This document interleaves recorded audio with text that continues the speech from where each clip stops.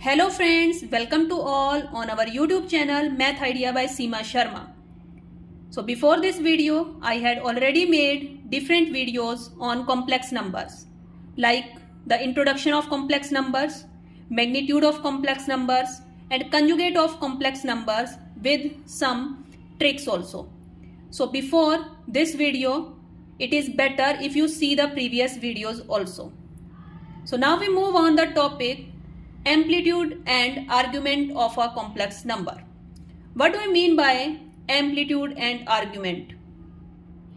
If we see in a Argand plane, it is a real axis and it is imaginary axis, and this one is our origin.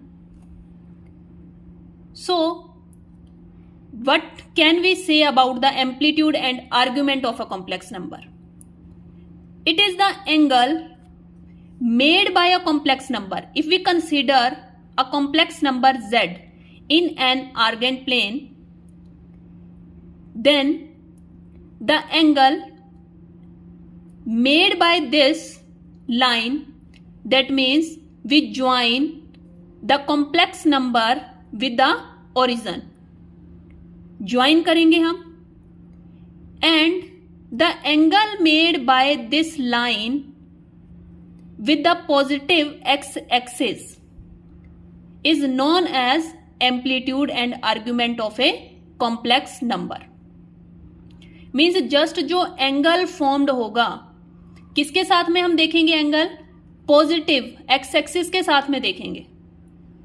चाहे वो हमारे पास complex number यहां भी हो सकता है, इन थर्ड क्वाड्रेंट में भी हो सकता है, एंड इन फोर्थ क्वाड्रेंट में भी हो सकता है.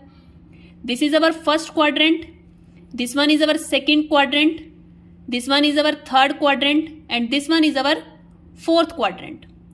सो in any quadrant if we see the complex number, but we have to join the complex number with the origin, and then we measure the angle with the positive x axis. Means real axis के साथ में हम देखेंगे उसका angle क्या form हो रहा है, और वो एंगल जो होगा, एंगल की जो वैल्यू होगी, वही आपके पास एक्चुअल में क्या आएगा? Amplitude and argument of a complex number आएगा. इसको डिनोट कैसे करते हैं हम? आर्ग्यूमेंट को डिनोट करते हैं हम argument of z, where z is the complex number. It can be measured in two forms. हम इसको कैसे मेजर कर सकते हैं? First is general value of argument. एक आपके पास होती है general value of argument. General value of argument में ज्यादा डिफरेंस नहीं है. जस्ट जो पहले हम क्या निकालेंगे? प्रिंसिपल आर्ग्यूमेंट निकालेंगे और एम्पलीट्यूड ऑफ जेड. सबसे पहले हम क्या निकालेंगे? प्रिंसिपल आर्ग्यूमेंट और amplitude of Z find out करेंगे. It is denoted by AMPZ, amplitude of Z. Its value lies between -pi and pi. जो इसकी वैल्यू होगी वो -पाई एंड पाई के इन बिटवीन लाई करेगी. पाई के इक्वल हो सकती है, बट -पाई के इक्वल नहीं होगी. सिमिलरली अगर हम इसी वैल्यू में जो आपके पास ये वैल्यू आई, जो -पाई एंड पाई के बीच में लाई करेगी, अगर उस वैल्यू में हम 2k पाई ऐड कर देते हैं, where k belongs to integer, जहां पर k इंटीजर से बिलोंग करेगा, तो वो वैल्यू हमारी आ जाएगी general value of argument. Only the difference is that we have to add 2k pi. 2k pi add करने का मीनिंग क्या है? कि अगर आपके पास ये एंगल थीटा है और इसमें आप क्या करेंगे? देखो इस एक्सिस पे क्या होता है? 2 पाई, 4 पाई, 6 पाई, 8 पाई, इवन नंबर्स जो हैं वो ऐड होते जाते हैं. तो इस टाइप से जो आपके पास एंगल आएगा थीटा, उसमें अगर आप मान लो ये एंगल क्या है, अगर इस एंगल की बात करें तो ये कंप्लीट 2 पाई एंगल बनेगा. उसमें आप क्या करेंगे? प्लस कर देंगे थीटा. तो दैट मीन्स ये theta value I theta plus 2k pi, that means 2 पाई. इसी टाइप से अगर आप दो सर्कल ले लेते हैं, 2 सर्कल्स लिए तो वो 4 पाई बन जाएगा. 4 pi plus theta. That means अगर आप जस्ट 2 के पाई को ऐड करते हैं तो वो आपके पास आएगी जनरल वैल्यू ऑफ आर्ग्यूमेंट, और अगर आपके पास सिंपल वैल्यू लाई करती है माइनस पाई एंड पाई के बीच में तो वो वैल्यू आएगी आपके पास प्रिंसिपल आर्ग्यूमेंट और एम्पलीट्यूड ऑफ जेड। अब आपको एक ये माइंड में रखना है, एक नोट है आपके पास कि जो आर्ग्यूमेंट होता है z which is equals to 0 plus 0 iota is always 0। That means कि अगर आपके पास कोई भी कॉम्प्लेक्स नंबर इस फॉर्म में है 0 प्लस 0 आयोटा की फॉर्म में है तो उसका आर्ग्यूमेंट आपके पास हमेशा क्या आएगा, 0 आएगा। बिकॉज जो आर्ग्यूमेंट होता है वो क्या होता है, tan इनवर्स y अपॉन में x। तो अगर आपके पास इमेजिनरी वैल्यू ही 0 होगी, इमेजिनरी वैल्यू भी आपके पास 0 है और आपके पास रियल वैल्यू भी 0 है, तो ये वैल्यू हमारे पास क्या आ जाएगी, इसका जो आर्ग्यूमेंट आएगा वो हमेशा हमारे पास क्या आ जाएगा, 0। जो फर्स्ट क्वाड्रेंट में हमारी वैल्यू होती है वो होती है आपके पास थीटा। अगर मान लो हमने आर्ग्यूमेंट फाइंड आउट किया है तो उसकी वैल्यू इसमें फर्स्ट क्वाड्रेंट में लाई करेगी थीटा, और सेकेंड क्वाड्रेंट में इसकी जो वैल्यू है वो आपके पास हो जाएगी pi minus theta. Third quadrant में इसकी जो वैल्यू है वो क्या हो जाएगी, minus pi minus theta. And similarly in the fourth quadrant the value will become minus theta. So in this way we can find the argument of z, that means the argument of a complex number. Now if we see that अगर हम angle को major करते हैं anti clockwise, अगर हम angle को major करते हैं anti clockwise means positive X axis से हमने मेजर किया इस एंगल को एंटी क्लॉकवाइज, तो ये एंगल क्या होगा, पॉजिटिव होगा हमेशा, एंगल इज पॉजिटिव। बट अगर हम इस एंगल को मेजर करते हैं क्लॉकवाइज डायरेक्शन में, किसी भी एंगल को हमने मेजर किया क्लॉकवाइज डायरेक्शन में, तो वो एंगल हमारे पास क्या आएगा, नेगेटिव आएगा। सपोज अगर हमारे पास यहां पर है कोई भी एंगल, ये एंगल बनाया हमने, मान लो कोई भी कॉम्प्लेक्स नंबर अगर यहां दे रखा है, ठीक है। अब इसको अगर हम पॉजिटिव डायरेक्शन से मेजर करेंगे तो यही आएगा, बिकॉज अगर ऊपर से मेजर करते हैं तो पाई से बड़ा चला जाता है। अगर हम ऊपर इसको एंटी क्लॉकवाइज मेजर करेंगे तो ये क्या आ जाएगा, पाई से इसकी वैल्यू जो है वो ग्रेटर हो जाएगी। But we know that the principal argument lies between minus pi and pi. If we measure it in a direction of clockwise, angle is positive, positive कब होगा, when we measure it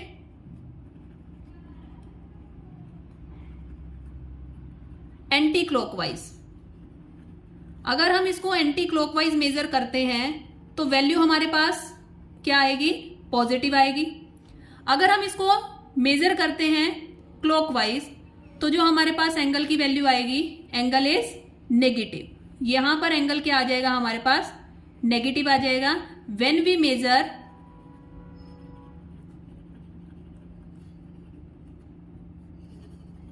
clockwise। जब हम इसको कहां से major कर रहे हैं, क्लॉकवाइज, बिकॉज यहां इसको क्लॉकवाइज ही मेजर करना पड़ेगा हमें।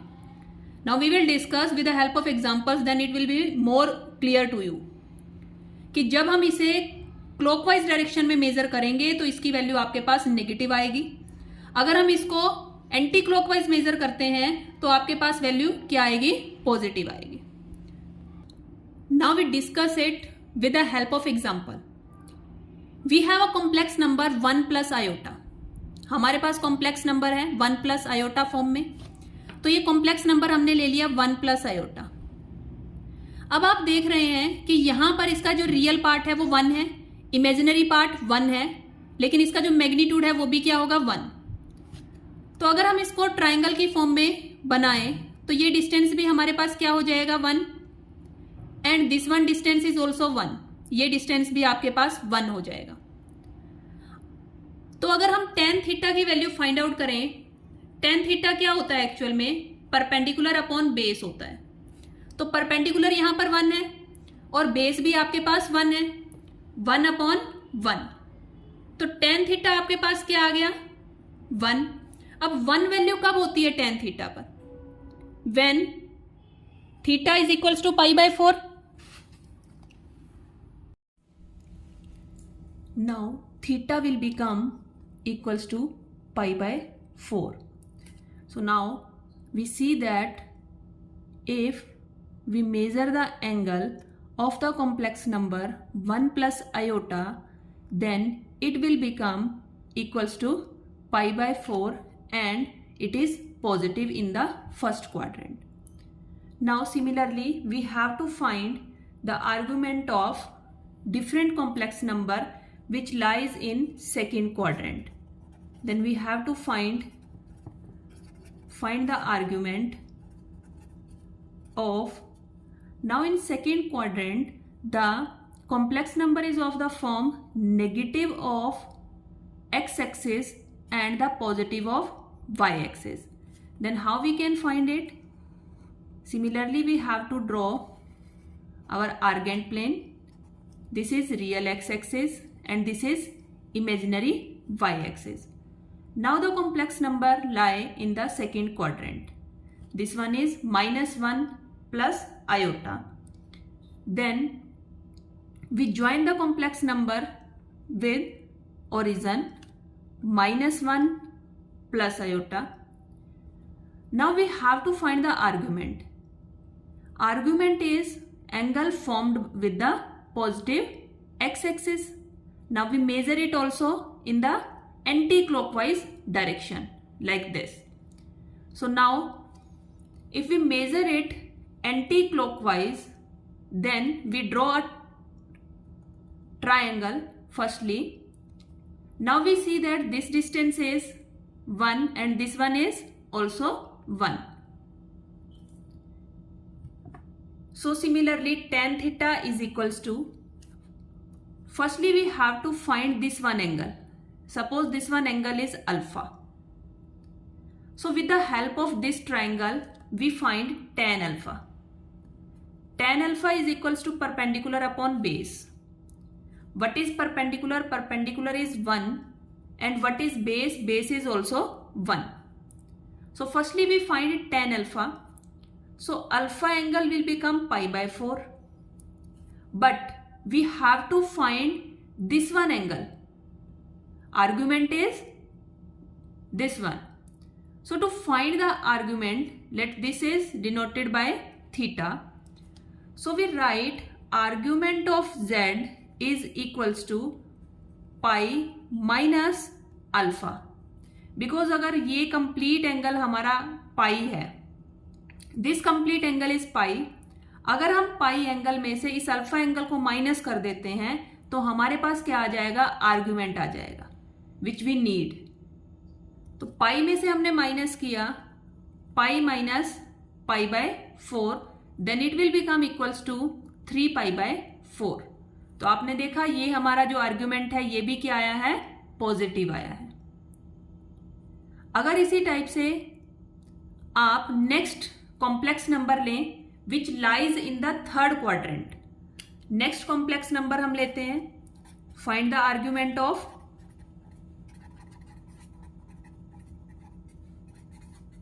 in third quadrant x is also negative and y is also negative.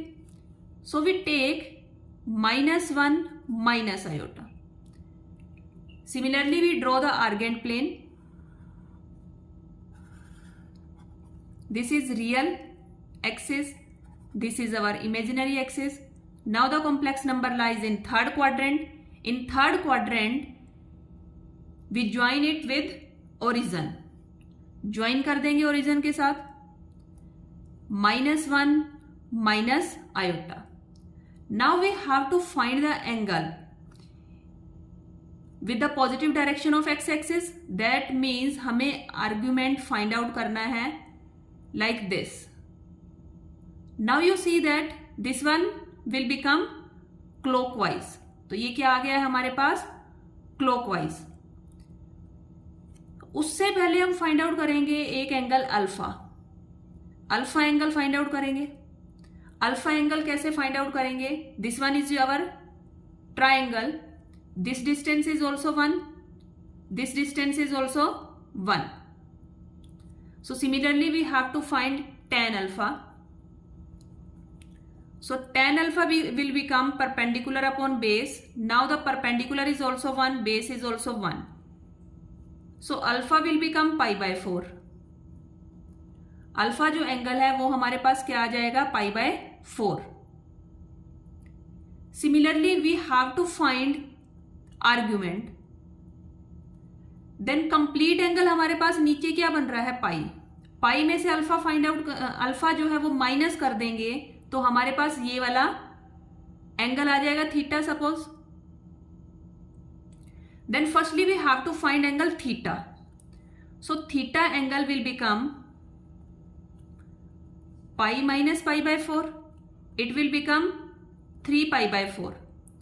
But जैसा कि मैंने आपको पहले बताया था कि आपको क्या लेना होगा, क्लॉकवाइज है ये एंगल जो हम मेजर कर रहे हैं, ये क्या है, क्लॉकवाइज. तो क्लॉकवाइज में एंगल हमें क्या लेना होता है, negative. So argument of z क्या हो जाएगा हमारे पास, minus of 3 pi by 4. Negative में वैल्यू आएगी आपके पास. Similarly, we have to find in the fourth quadrant now. In fourth quadrant, argument find out करते हैं. In fourth quadrant, x is positive, only y is negative. That means we have to find the argument of 1 minus iota. Similarly, argand plane draw करेंगे. This one is real, this one is our imaginary. Similarly हमने complex number लिया z -1 minus iota. Now you see that join करेंगे हम origin के साथ में. Origin के साथ में ज्वाइन किया. अब हमें एंगल क्या फाइंड आउट करना है. जस्ट अगर आप देखें जो एंगल फॉर्म्ड हो रहा है रियल एक्स एक्सिस के साथ में, only this one is our angle, but this one is in clockwise direction. अब आप देख रहे हैं कि क्लॉकवाइज डायरेक्शन है. यहां पर ऊपर अगर हम देखें तो ये हमारे पास एंटी क्लॉकवाइज डायरेक्शन थी. एंटी क्लॉकवाइज डायरेक्शन थी तो आपके पास एंगल क्या आ रहा था, पॉजिटिव. अब यहां पर क्या है आपके पास, क्लॉकवाइज डायरेक्शन. तो अगर हम ट्राइंगल फॉर्म करते हैं उसी टाइप से, तो हमारे पास मान लो ये थीटा है, तो टेन थीटा क्या आ जाएगा आपके पास, similarly perpendicular upon base is equals to 1/1. तो जो थीटा एंगल है वो हमारे पास क्या आ जाएगा, पाई बाय 4. बट मैंने बताया ये क्लॉकवाइज डायरेक्शन है. क्लॉकवाइज डायरेक्शन है तो आप नेगेटिव लेकर चलेंगे. तो जो हमारा आर्ग्यूमेंट ऑफ जेड इस केस में आएगा वो आपके पास क्या आ जाएगा, minus pi by 4. That means अगर कभी भी हम आर्ग्यूमेंट फाइंड आउट कर रहे हैं और वो क्लॉकवाइज डायरेक्शन में आ रहा है, मेजर करना हमारा जैसे क्लॉकवाइज डायरेक्शन में अगर हम उसको मेजर कर रहे हैं तो हम नेगेटिव साइन लगाएंगे. अगर हम simple positive anticlockwise measure कर रहे हैं तो हमारा सिंपली क्या आ जाएगा, पॉजिटिव. तो ये भी हमारे पास क्या आया हुआ है, argument of z is equals to pi by 4. That means positive आया हुआ है.